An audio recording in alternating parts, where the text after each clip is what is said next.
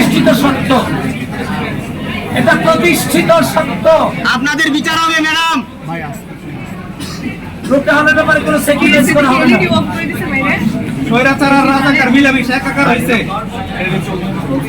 ভাই মোবাইলটা carbine out করেন না মোবাইলটা। দালালি শুরু করছে, অন্যান্য কেন্দ্রে তো সব জায়গায় শিবির ঢুকছে।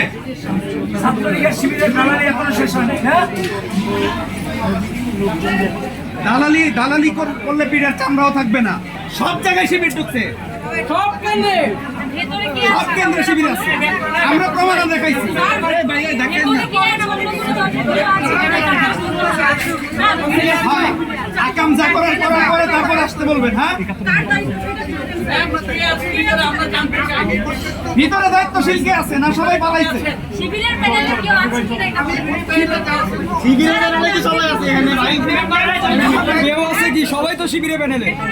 ভিতর থেকে কি বলছে ভাই? দেখছে ভাই, কেউ থাকে যদি একটু জানাতেন কি বলছে ভিতর থেকে, কেন আপনাকে প্রবেশ করতে দিচ্ছে না?